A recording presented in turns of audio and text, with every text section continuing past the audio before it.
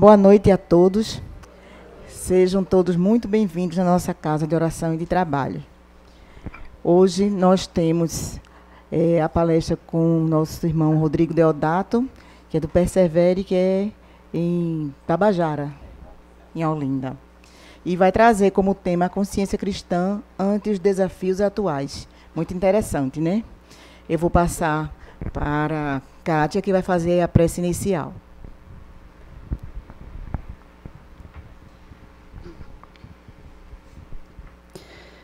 Começando agradecendo a Deus a oportunidade de chegar até aqui, onde vamos escutar a palavra de Deus, os ensinamentos de Jesus, para que possamos colocá-los em prática em nossa vida, na nossa estrada evolutiva. Que a paz do Divino Mestre, a espiritualidade amiga, nos ajude a compreender. E ao nosso irmão Rodrigo Deodato, que vai fazer uso da palavra, que faça com sabedoria e que Deus o intui. Que a paz do Mestre Jesus nos envolva por hoje e por todo sempre. Assim seja.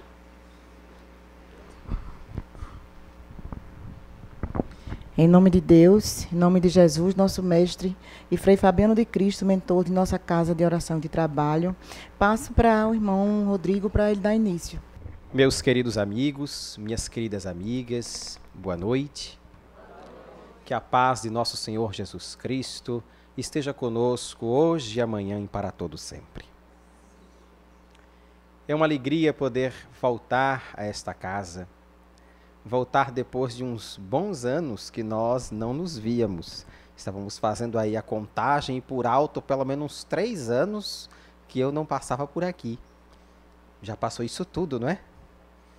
Mas mais do que o tempo que passou, é importante nós aproveitarmos a oportunidade e os momentos que estão por vir.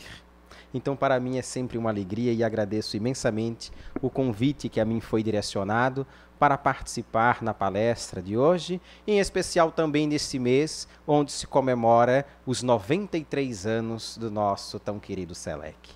Todas as vezes que eu sou convidado para falar em alguma casa que está aniversariando, me recorda a imagem da figura do farol.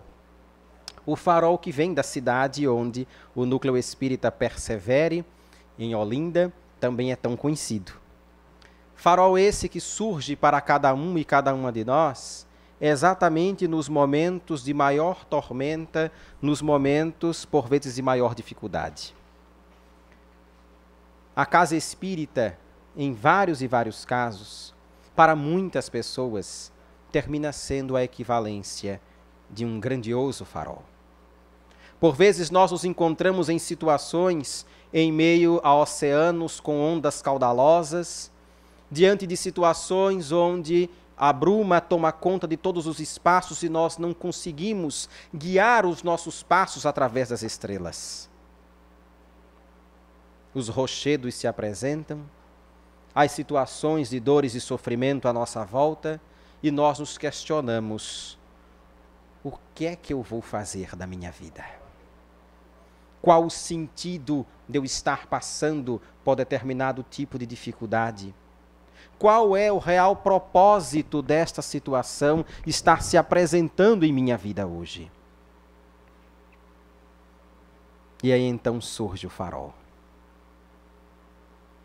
Como aquela esperança que anuncia em meio às grandes tempestades, qual o roteiro, o caminho seguro que nós devemos seguir. A casa espírita surge como um farol.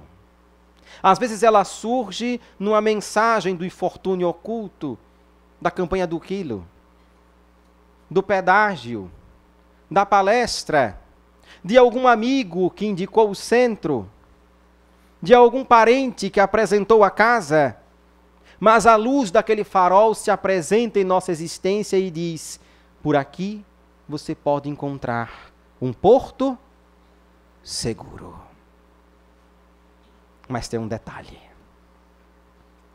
Todo farol que se preze precisa de um faroleiro ou uma faroleira para cuidar desse farol. Todo farol tem um, que vai todos os dias, sobe, acende, desce, vê como é que está a situação, se responsabiliza. A diferença na casa espírita é que todas e todos nós somos faroleiros e faroleiras.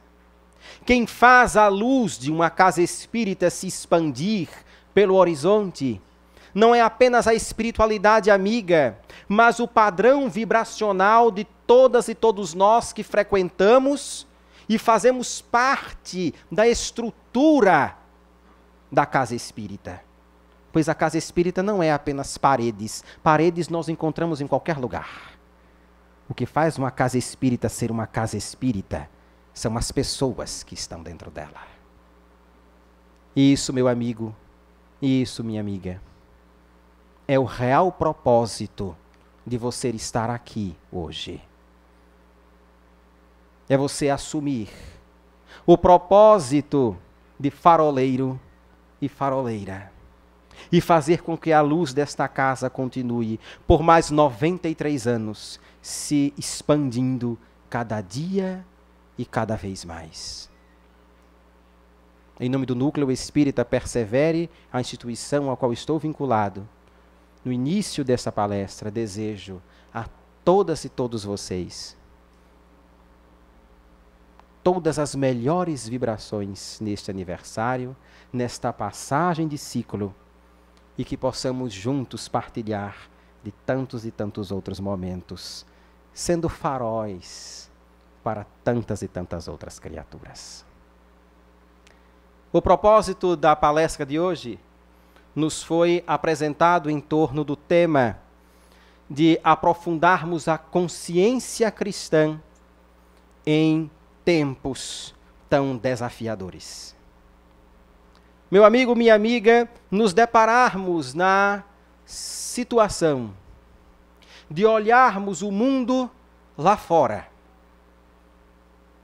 e enxergarmos as situações de dores, as problemáticas que se encontram vigentes nos mais diversos espaços, e ainda assim termos como meta, modelo, roteiro de existência o Evangelho, a boa nova apresentada por Jesus.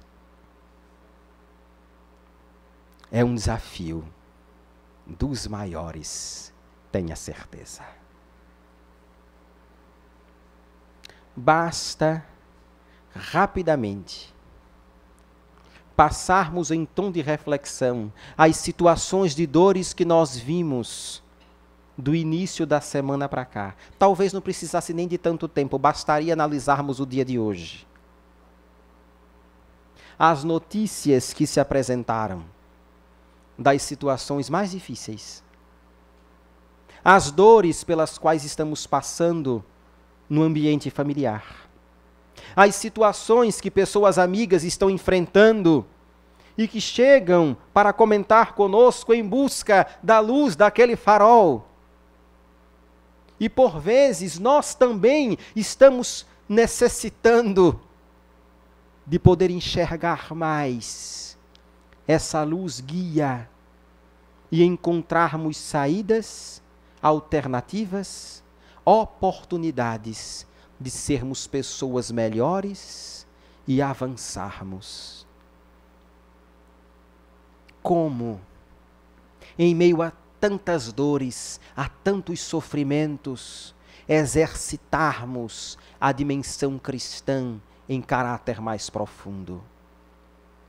E aí então, meu irmão, aí então, minha irmã, precisamos fazer inicialmente um mergulho profundo para reconhecermos em que estágio nós nos encontramos nessa relação conosco e com a divindade de uma forma maior. Porque ser cristão nos dias de hoje, se nós buscarmos o que está apresentado por Allan Kardec, que também coloca que o verdadeiro cristão e o verdadeiro espírita são o mesmo. É aquele que busca, de alguma forma, libertar-se das amarras das imperfeições, mas também é aquele que busca constantemente melhorar-se e desabrochar as suas virtudes. E veja a sabedoria. Ele diz: o verdadeiro cristão, o verdadeiro espírita, é aquele que busca controlar os seus impulsos negativos. Busca. Basta que você busque. Ele não disse: é aquele que consegue. Porque se assim o fosse, meu amigo, se assim o fosse, minha amiga, para ser espírita, para ser cristão, faltava muito chão para a vida da gente. Porque buscar, até vai. Conseguir em plenitude, todo o tempo todo, aí já é o resultado dessa busca. É o resultado deste processo. E ele diz: melhorar-se faz parte do processo de ser um verdadeiro cristão. De ser uma verdadeira cristã. De se poder falar: eu sou espírita. Porque eu busco me melhorar. É a partir disso, meu amigo, é a partir disso, minha amiga, dessa melhoria, desse processo, que nós recuamos no tempo. Para falar de um dos mergulhos interiores mais bonitos da trajetória cristã. O mergulho interior de um determinado ser espiritual que, depois de séculos de seu desencarne, comunicou-se no livro Instruções Psicofônicas, através de Francisco Cândido Xavier. Uma manifestação psicofônica, aquilo que tecnicamente, incorretamente, chamamos de incorporação. E Emmanuel, durante a sessão, antes desse espírito poder realizar a conexão com Chico Xavier para passar a mensagem, Emmanuel toma o aparelho fonador de Chico Xavier e diz: meus irmãos, se preparem. Está para se apresentar entre nós um espírito da mais elevada categoria. Emmanuel precisou estabelecer o fluxo psicofônico para expandir o campo perispirítico de Chico Xavier ao máximo, para que na crista do seu campo espiritual, este ser superior tivesse a chance de estabelecer a conexão de tão alta que era a vibração. E lembrem-se, viu? O campo áurico de Chico Xavier, quando medido, tinha em torno de 12 metros de comprimento. A gente tem uns 4, 5 centímetros, quando muito tá bom.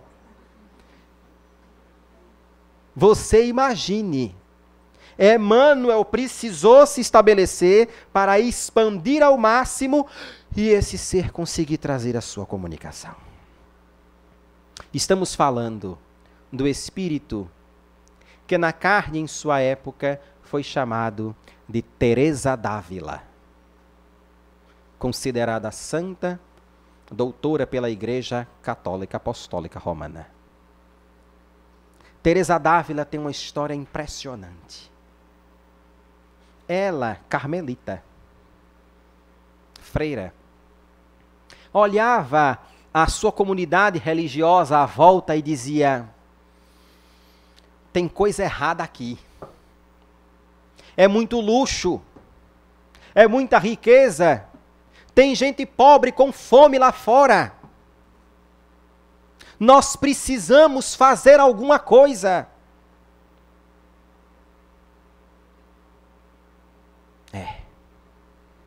E ela fez. Ela mudou as regras do convento que fazia parte e criou uma espécie de ordem religiosa paralela. Naquele tempo, quem usava calçado era considerado uma pessoa de posses. Quem não tinha calçado era considerado alguém pobre. E ela então era uma carmelita que era calçada. E ela criou a ordem das carmelitas descalças. Já ouviram falar disso? Pois é, está aí a história. Ela cria a ordem das carmelitas descalças. Mas isso não é o ponto mais relevante da história. O ponto relevante é que as jovens que estavam com Teresa d'Ávila não conseguiam entender direito o que Teresa falava. Ela era muito mística. Junto com João da Cruz e Hildegard de Bingen, também dois considerados santos pela Igreja Católica, são os maiores místicos do cristianismo do tempo medieval. Elas não entendiam o que Teresa d'Ávila falava. Teresa era uma médium impressionante. Há relatos dela ter sido encontrada agarrada na janela, em levitação. Porque se deixasse, ela saía voando. E ela então decidiu, eu vou colocar no papel como é essa relação com Cristo. Como deve ser o estabelecimento dessa união com a divindade. E então ela escreve um livro chamado As 7 Moradas Interiores, ou Os 7 Castelos Interiores. É interessante.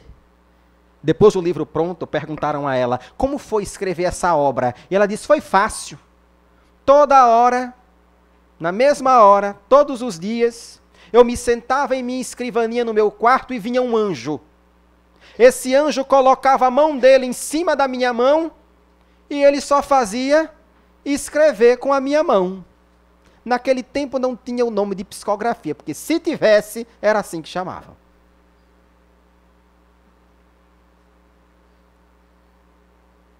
E a obra retrata que cada um e cada uma de nós, um dia, tem que entrar dentro de um castelo.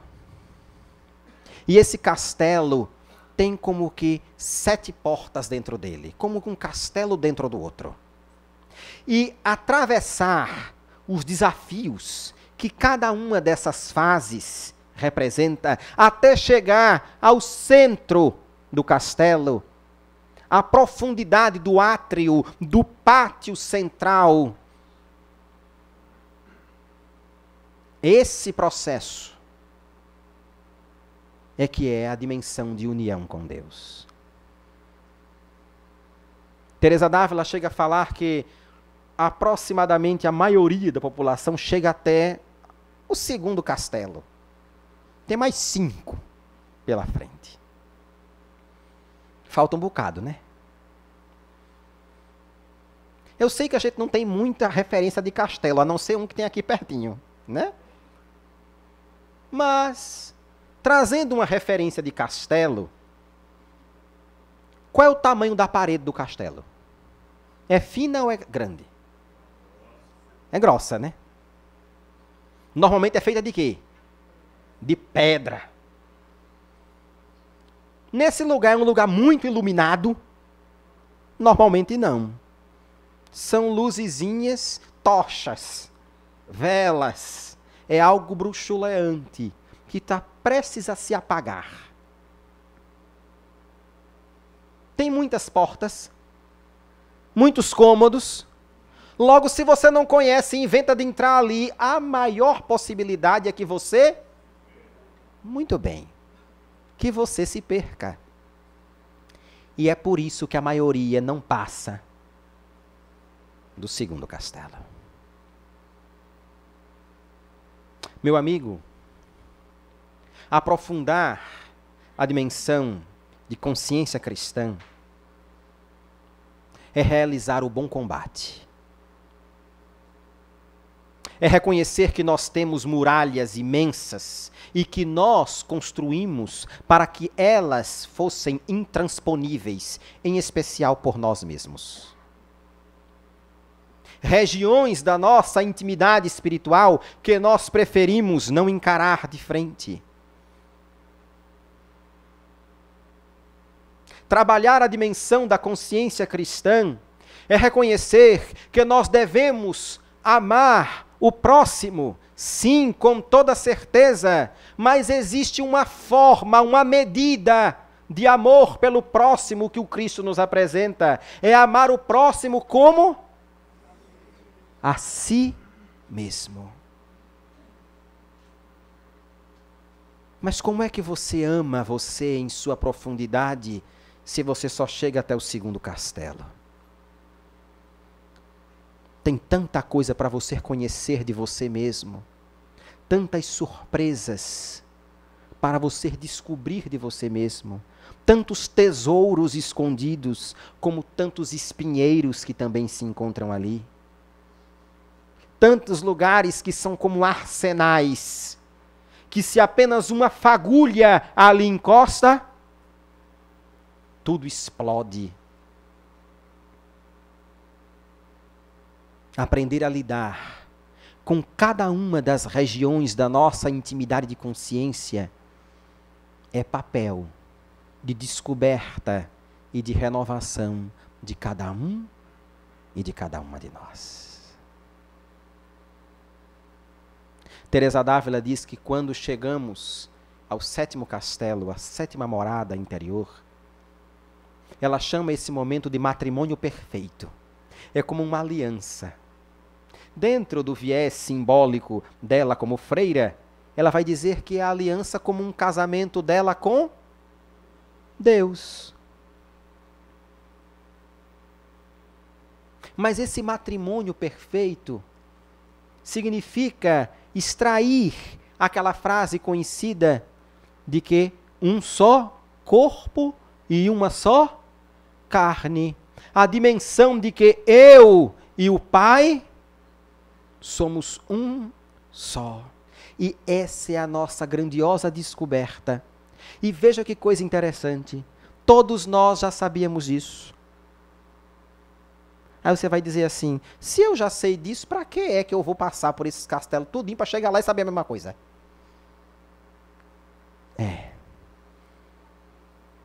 A questão é que uma coisa é conhecimento cristão. A outra coisa é consciência cristã. E de um para outro há um abismo imenso de diferença. Nós estamos acostumados a vivermos diante dos desafios da sociedade atual, em especial, em dimensões de automatismo e mecanicismos. Nós simplesmente agimos automaticamente. Nós reagimos aos impulsos que são apresentados para cada um e cada uma de nós, vindos de fora. Poucas são as vezes em que nós mergulhamos em nós mesmos para encontrar dimensões de causas que provoquem reações para os outros. E quando isso acontece, você costumeiramente diz, engraçado, eu nunca pensei que eu pudesse falar desse jeito. Olha, foi uma coisa tão interessante, fulana veio falar comigo, pediu um conselho, e eu comecei falando, fui falando, quando eu vi, ela disse, ai, muito obrigado, me deu um abraço, e eu fiquei assim, meio parado, sem saber, fiquei assim, meio parada, sem saber. Nem eu sabia que eu podia falar tudo aquilo. Já viram situações assim? Pois é. Era um tesouro que você tinha, é um tesouro, melhor dizendo, que você tem. Você só não tinha tomado consciência disso. E aí, meu amigo, aí, minha amiga, a gente tem que entender o porquê é que a doutrina espírita vem como terceira revelação.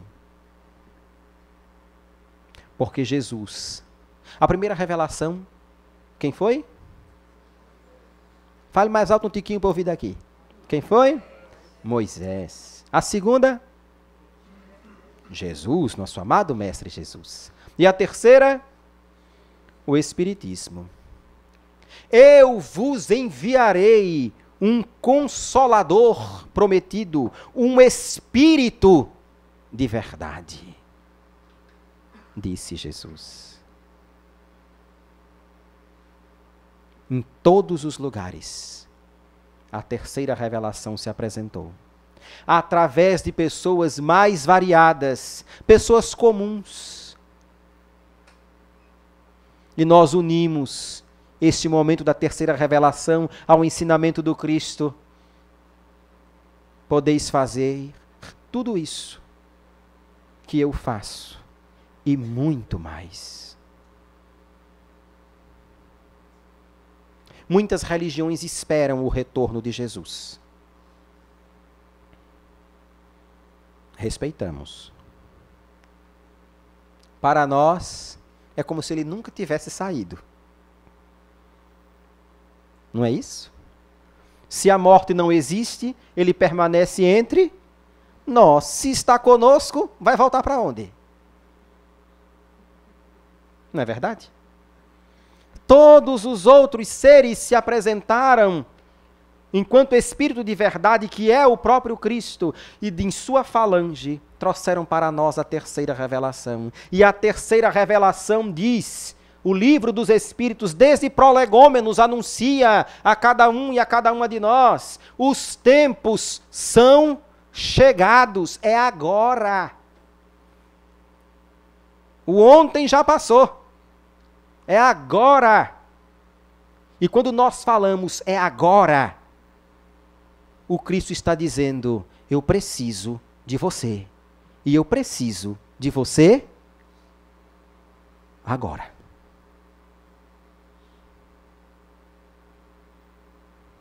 E isso não é pouca coisa. E o chamado de que eu preciso de você agora, meu amigo, o chamado de que eu preciso de você agora, minha amiga, coloca em nós uma palavra belíssima, fruto da dimensão de nosso livre-arbítrio: responsabilidade. Você é responsável por você ser feliz. Você é responsável por todas as situações positivas, mas também pela grande maioria das situações negativas que acontecem na sua vida. A responsabilidade é sua.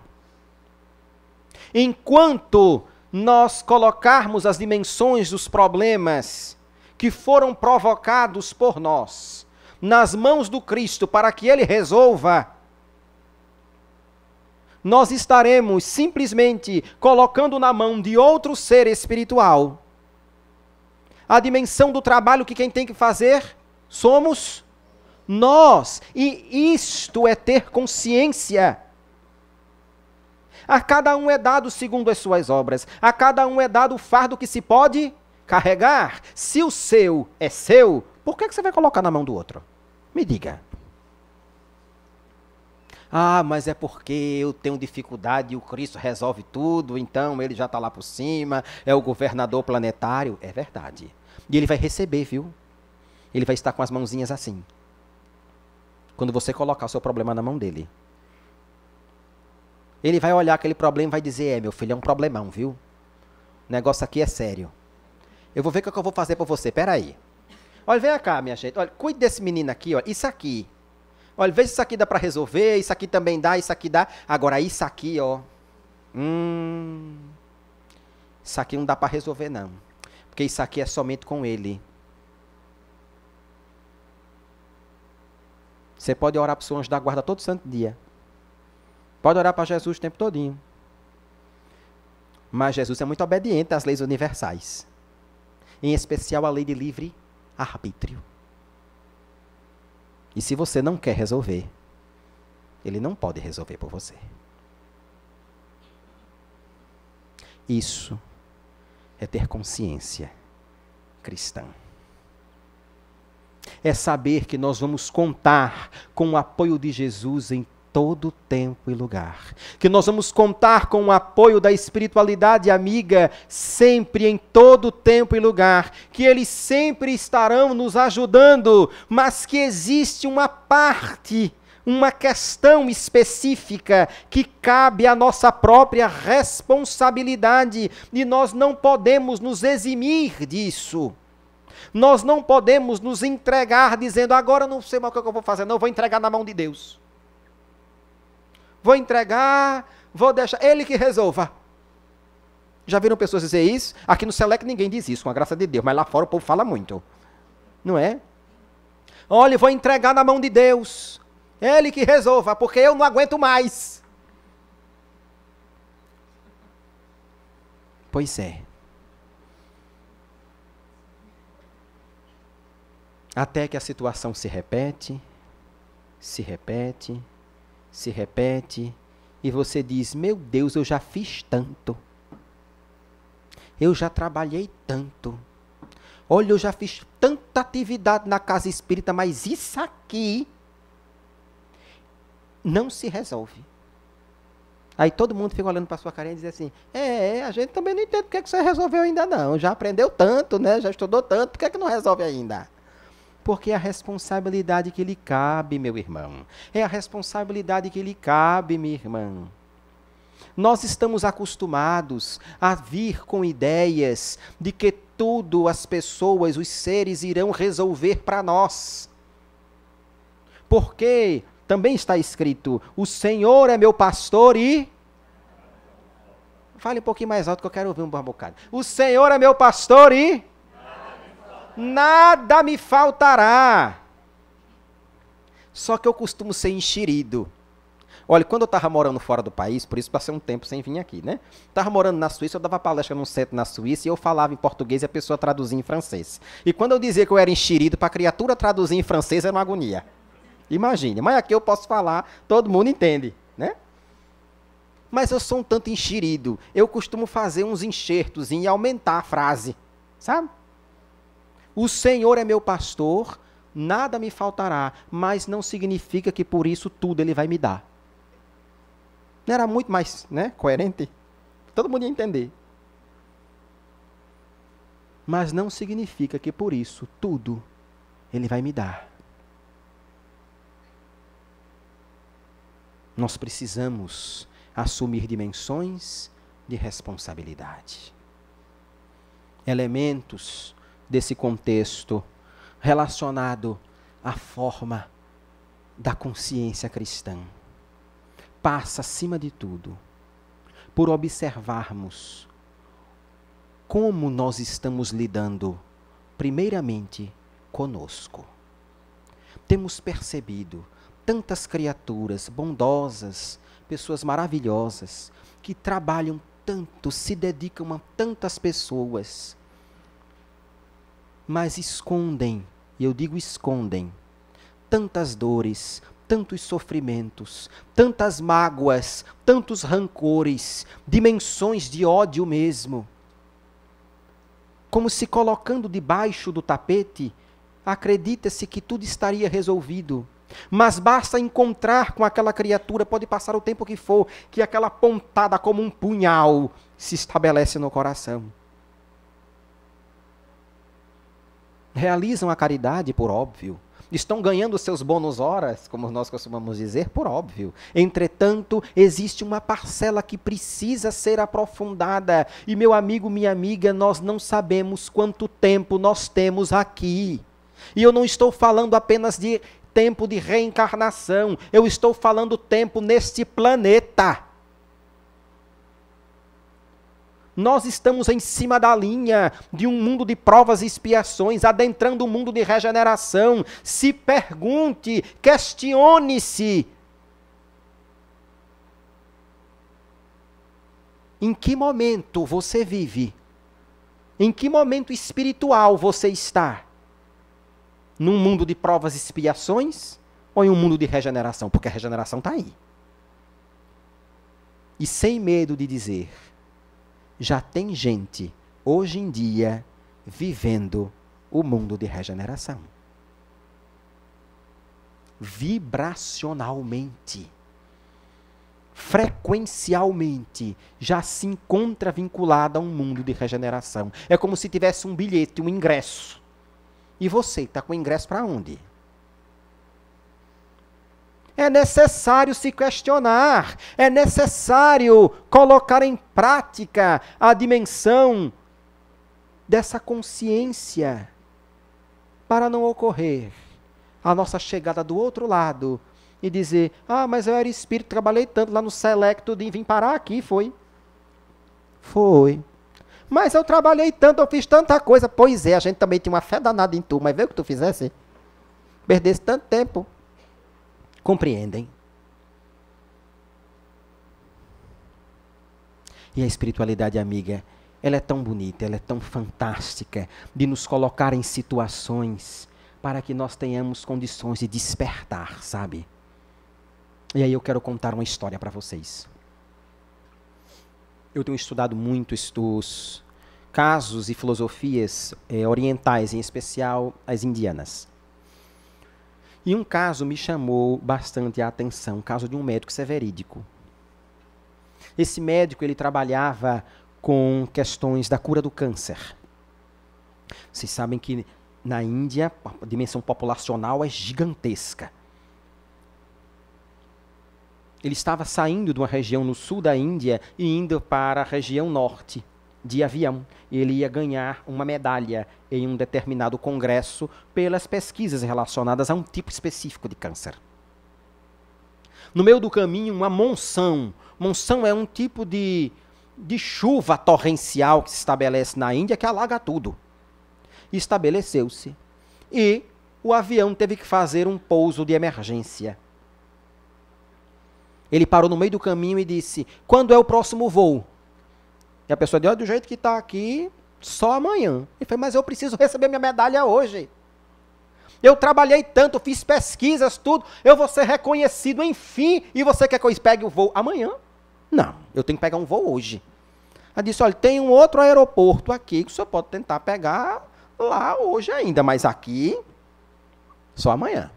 Tá, quantas horas de viagem? 4 horas de viagem de carro. Eu vou. Alugou um carro e começou. Só que a chuva não parou não, viu? E tome chuva. Tome chuva, tome chuva, tome chuva, tome chuva. E ele andando. 1 hora, 2 horas, 3 horas, 4 horas, 4 horas e meia, 5 horas, ele dentro do carro, somente chuva e um pé de gente não tinha. Ele disse, alguma coisa aconteceu. Assim como no castelo, meu amigo, o que é fácil acontecer? Se perdeu. Ele, como é que eu vou chegar? Eu preciso parar em algum lugar para mandar mensagem. Eu tenho que fazer alguma coisa, algum lugar que carregue, porque essa altura o celular tinha descarregado, tinha feito tudo. E ele vê uma casinha. Ele para, desce do carro. Chuva que Deus mandava. Bateu na porta. Bateu. Uma mulher abriu.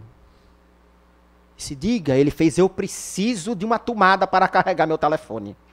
E ela disse, moço, aqui não tem energia não. Ele, não tem energia? Não. Falei, mas tem algum telefone ou alguma coisa? Ela, não. Mas não tem nada? Aí ela, não.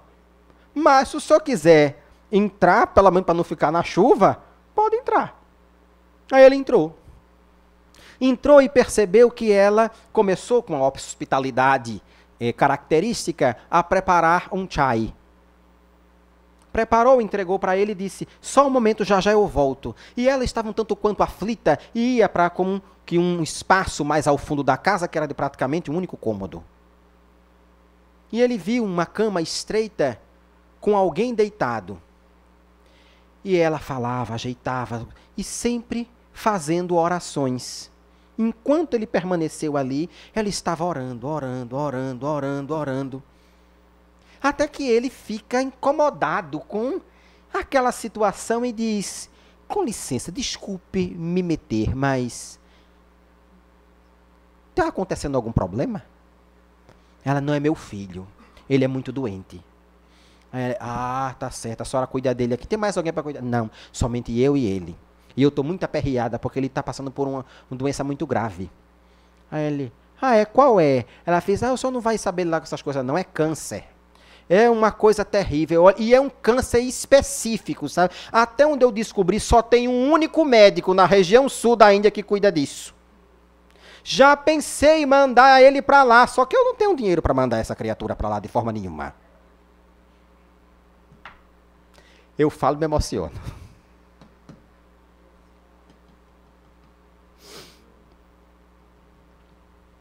Eu não tenho dinheiro de mandar. Eu não tenho dinheiro para mandar esse menino para ser tratado. E ele parou, disse: a senhora sabe o nome desse médico? E ela disse: só sei o sobrenome. E disse: era ele. E aí ele entendeu que, enfim, as orações daquela mulher tinham sido atendidas. Ela pedia de alguma forma a Deus que pudesse favorecer o encontro do filho dela com aquele médico. E assim foi feito. Foi ou não foi? Foi. Mas para que ele pudesse ser usado pela espiritualidade amiga para chegar até ali, ele, o tempo todo, aprisionado apenas naquilo que era passageiro, material e volátil, acreditava que estava se desviando no caminho, quando na realidade ele estava sendo guiado para o real propósito.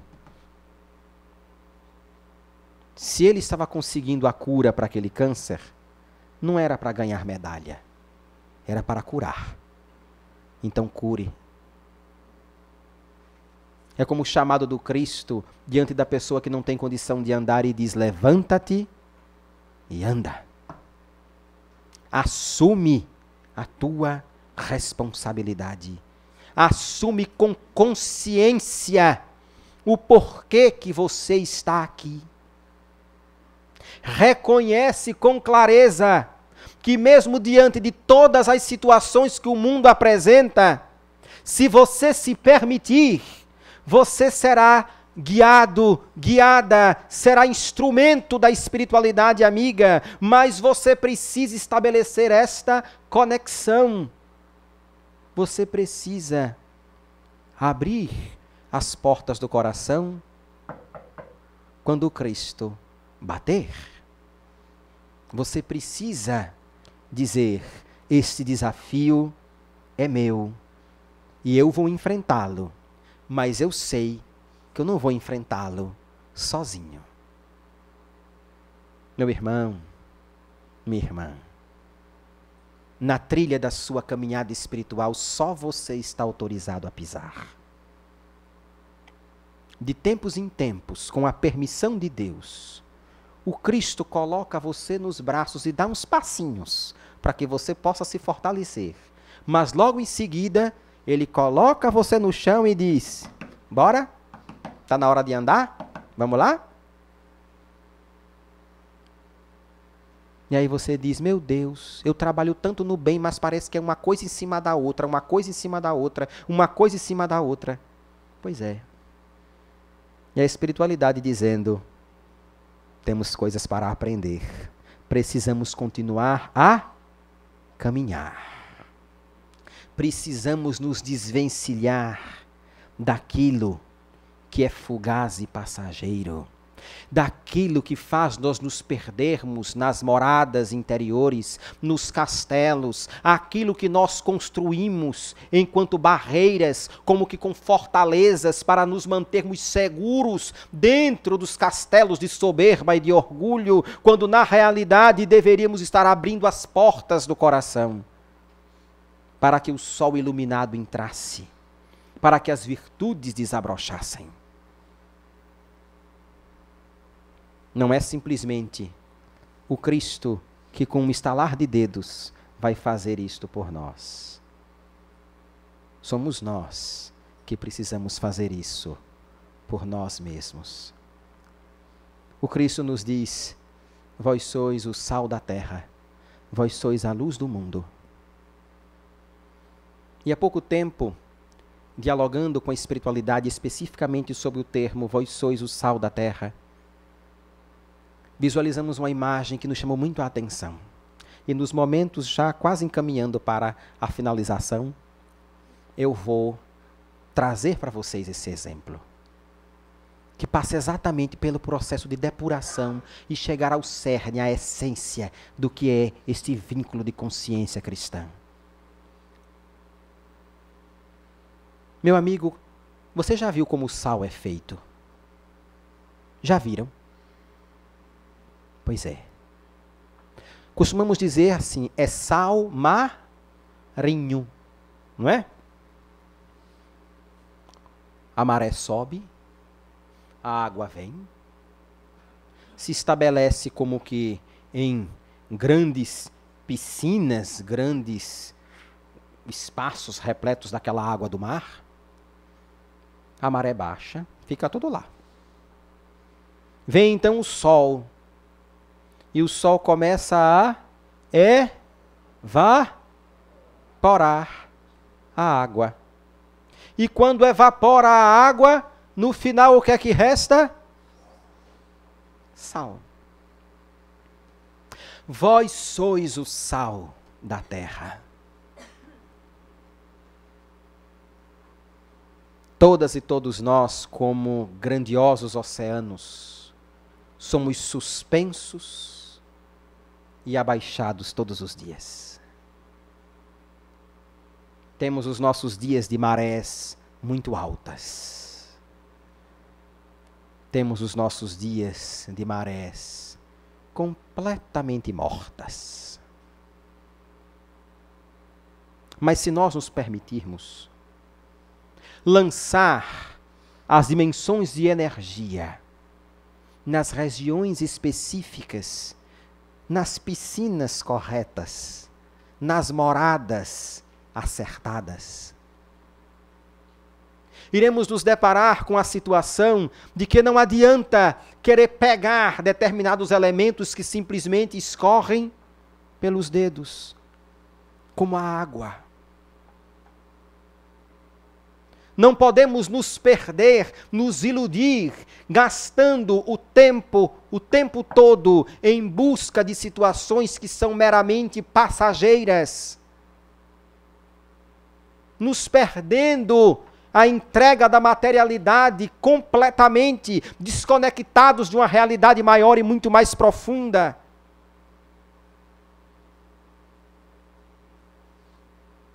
Mas um belo dia surge o sol. E quando o sol vem escaldante. E se nós nos permitirmos, esse sol fará evaporar tudo o que é passageiro, tudo o que é volátil. Bezerra de Menezes, através de Divaldo Franco, nos diz que o grande sol da nossa vida é Jesus. O grande modelo e guia para a humanidade. Quando nós nos permitimos, é a luz da boa nova do Cristo. É a prática efetiva do Evangelho que faz com que tudo aquilo que é passageiro simplesmente evapore. E o que vai restar, meu amigo, era aquilo que antes você não via. Era aquilo que antes muitas pessoas não conseguiam ver. Algumas tinham lampejos de sabor, mas não conseguiam ver. Não conseguiam tocar, pois que você não se permitia. Mas agora o sal da terra surge. As virtudes se apresentam. E quando elas se estabelecem como flores de sal, ah, meu irmão, coloque um sal num pote e veja se ele estraga. Ele permanece o mesmo. Passam-se anos e anos e anos. Porque a essência é que nós somos o sal da terra.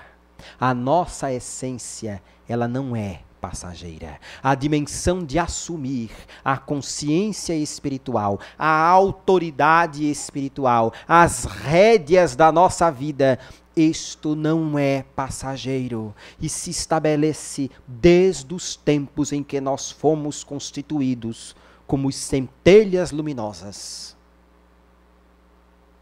Você apenas não tinha consciência disso. Agora, meu irmão, agora, minha irmã, voltamos ao iniciozinho da nossa palestra. Todas e todos nós nos encontramos em um grande oceano. Onde você está? Prefere estar sozinho, isolado, como que em uma ilha deserta? Prefere estar entre as pessoas, no mesmo barco, remando, mesmo que as tormentas se apresentem? Em que condição você se encontra? Aquele que rema sem saber para onde vai, no estilo mais próprio do deixa a vida me levar, a vida leva eu. Ou você está atento aos sinais da criatura que se encontra no mais alto do mastro? Ou decide assumir este papel daquele que busca enxergar onde está a luz,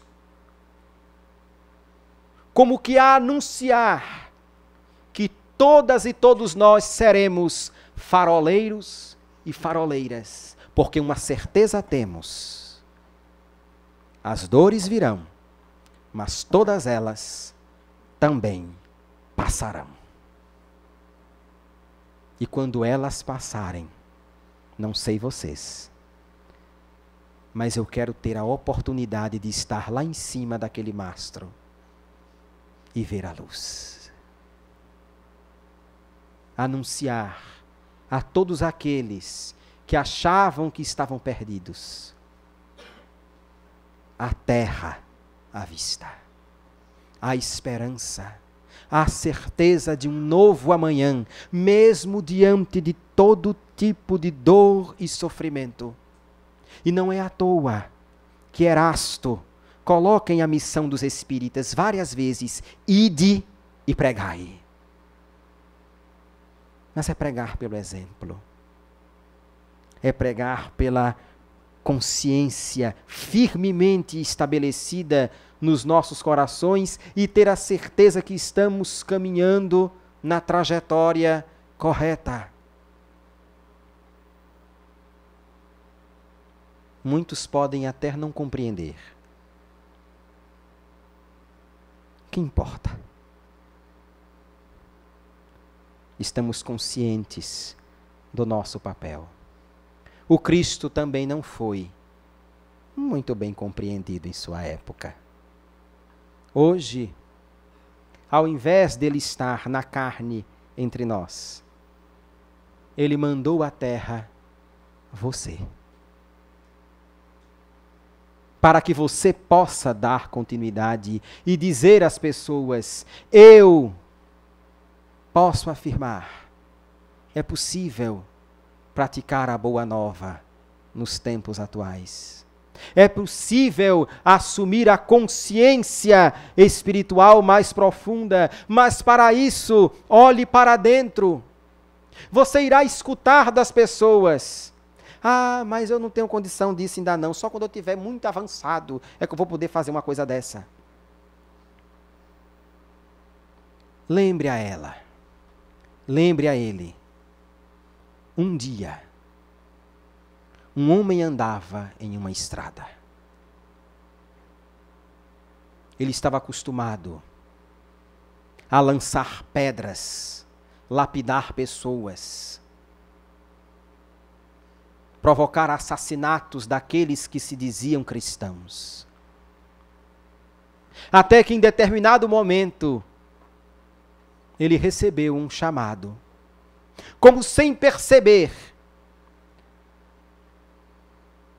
em meio àquela grandiosa noite escura da alma, nos dizeres de Joana de Ângeles, uma luz apareceu e disse: Saulo, Saulo, Saulo, por que me persegues? Saulo cai de um cavalo e escamas se apresentam em seus olhos. É um dos símbolos mais bonitos da consciência cristã. Por querer encontrar a Cristo e encontrar a Deus é olhar para dentro de si, para transbordar de amor em relação às pessoas. Ele é ajudado, é levado a uma hospedaria, cuidam dele, daquele que até mesmo ele talvez acreditasse que não merecia ser cuidado por ninguém. E quando ele abre os olhos, as escamas caem, depois de ter olhado para dentro de si, ter adentrado a profundeza dos castelos e das moradas interiores, ele diz: não sou mais eu quem vivo, mas o Cristo que vive através de mim. Não sou mais Saulo. Em essência, eu posso me apresentar Paulo. Paulo de Tarso.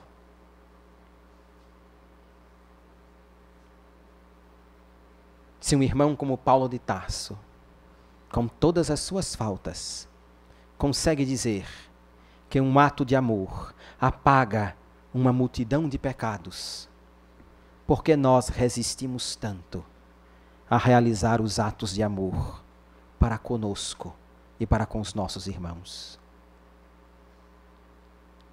Assumam a consciência cristã. Assumamos a consciência cristã que renova, pois quando lá chegarmos, poderemos compreender o porquê que alguém que antes provocava tantas dores conseguiu estabelecer o lema que até hoje nós levamos como uma bandeira na doutrina espírita: fora da caridade não há salvação. Meu amigo, consciência cristã é ser caridoso. Consciência cristã é amar.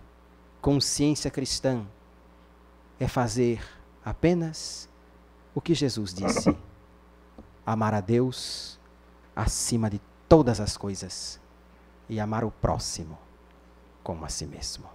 Que Jesus nos abençoe. Estamos assim repletos, né, de sabedoria, de ensinamento. Muito obrigada, Rodrigo. Foi muito bom mesmo ouvir você na noite de hoje. Vou passar para o nosso irmão Edson, que vai fazer a prece final.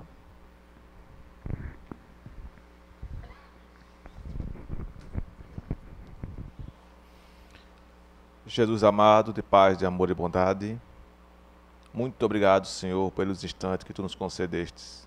Muito obrigado pela confiança da tarefa. Muito obrigado, Senhor, pela assistência amiga e bendita dos bons espíritos. Muito obrigado por nós estarmos aqui, unidos e reunidos em Teu nome. Como eterno pedintes que somos, Senhor, Te rogamos força, coragem e perseverança, para que possamos sempre continuar no caminho do bem, do Evangelho e do amor ao próximo. Dai-nos a condição de misericórdia e, ao nos deitarmos hoje, possamos ser transportados para as colônias de trabalho e de estudo. E se ainda não for possível, Senhor, por misericórdia, dá-nos a assistência precisa para que o nosso coração e a nossa mente abra-se para o Evangelho. Abençoai esta casa, bem como tantas outras que o Teu nome profere. E sendo assim, Jesus amado, na Tua paz e na assistência amiga dos benfeitores, é que retornamos a palavra à irmã que dirige, para mesmo assim finalizar os trabalhos. Que assim seja.